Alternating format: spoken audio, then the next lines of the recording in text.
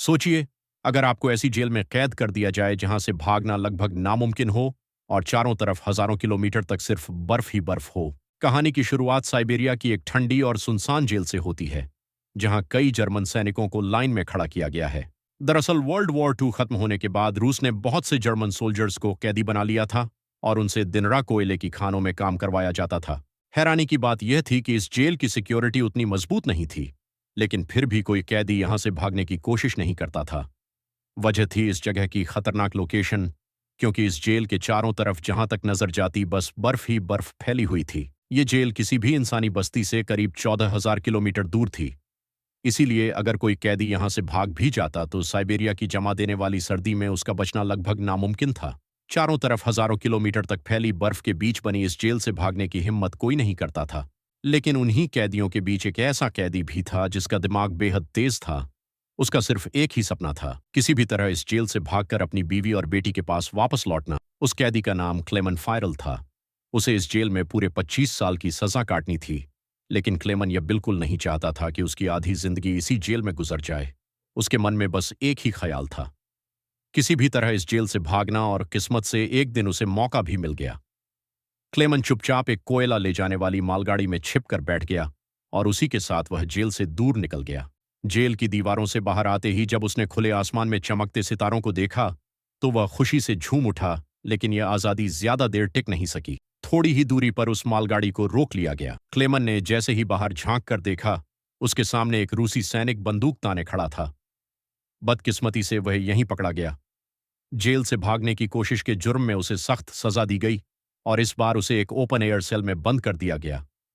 यहां कोई छत नहीं थी, बस ऊपर खुला आसमान और चारों तरफ जमा देने वाली ठंड।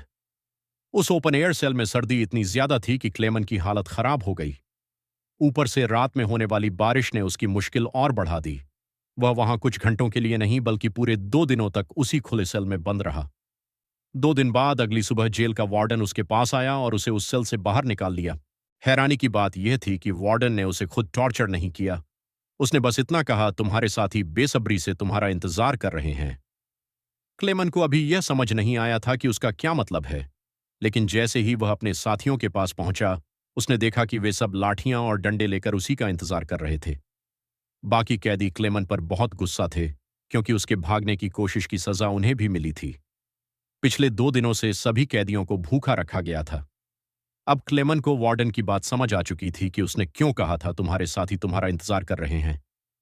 जैसे ही क्लेमन वहां पहुंचा, बाकी कैदियों ने उस पर हमला कर दिया। वे लाठियों और डंडों से उसे बेरहमी से पीटने लगे। इस मारपीट में क्लेमन बुरी तरह जख्मी हो गया। उसकी हालत इतनी खराब हो गई कि उसे जेल के हॉस्पिटल में भर्ती करना पड़ा। इस जेल का डॉक्टर भी एक जर्मन कैदी ही था। जब क्लेमन को होश आया तो उसने डॉक्टर से कहा कि वह एक बार फिर जेल से भागना चाहता है और उसे उसकी मदद चाहिए। यह सुनकर डॉक्टर हैरान रह गया।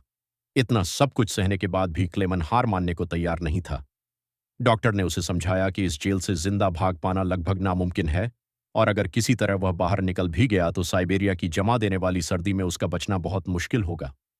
डॉक्टर कुछ देर चुप रहा, फिर उसने क्लेमन से कहा, सच यह भी है, अगर तुम यहां से नहीं भागे तब भी तुम्हारी मौत लगभग तय है। जिन कोयले की खानों में तुम काम करते हो वहां हवा में कार्बन की मात्रा बहुत ज्यादा है। यह धीरे धीरे शरीर में जाता है और कैंसर जैसी खतरनाक बीमारियां पैदा करता है, यानी यहां रहना भी उतना ही खतरनाक है। यही सोचकर डॉक्टर ने क्लेमन से कहा, तुम्हें एक आखिरी बार इस जेल से भागने की कोशिश जरूर करनी चाहिए। इसके बाद डॉक्टर ने अपनी अलमारी खोली और अपने सारे गर्म कपड़े, जूते और जरूरी सामान निकालकर क्लेमन को दे दिए। वह चाहता था कि इस बार क्लेमन पूरी तैयारी के साथ निकले। साथ ही डॉक्टर ने उसे एक जरूरी जानकारी भी दी। उसने बताया कि रूसी सैनिक अक्सर अपना खाना रेलवे लाइनों के पास छुपाकर रखते हैं ताकि जरूरत पड़ने पर उन्हें आसानी से मिल सके। यह जानकारी अब क्लेमन के लिए आगे के सफर में बहुत काम आने वाली थी। इसके साथ ही डॉक्टर ने क्लेमन को अपनी एक बंदूक भी दे दी ताकि जरूरत पड़ने पर वह अपनी हिफाजत कर सके। दरअसल डॉक्टर ने यह सारा सामान पहले से ही इकट्ठा कर रखा था, क्योंकि वह खुद भी कभी इस जेल से भागना चाहता था। लेकिन 1 हफ्ते पहले ही उसे पता चला कि वह कैंसर का मरीज है और उसके पास अब शायद 1 महीने से ज्यादा समय नहीं बचा है।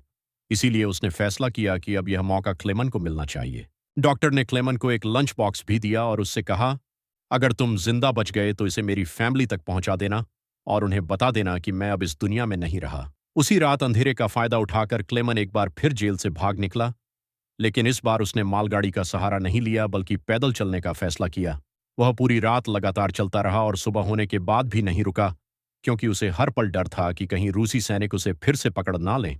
सुबह जब वार्डन को पता चला कि क्लेमन जेल से फरार हो चुका है तो वह सीधे डॉक्टर के कमरे में पहुंचा।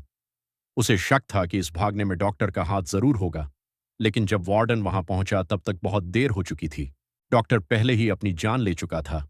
इसके बाद वार्डन ने कई रूसी सैनिकों को क्लेमन की तलाश में भेज दिया।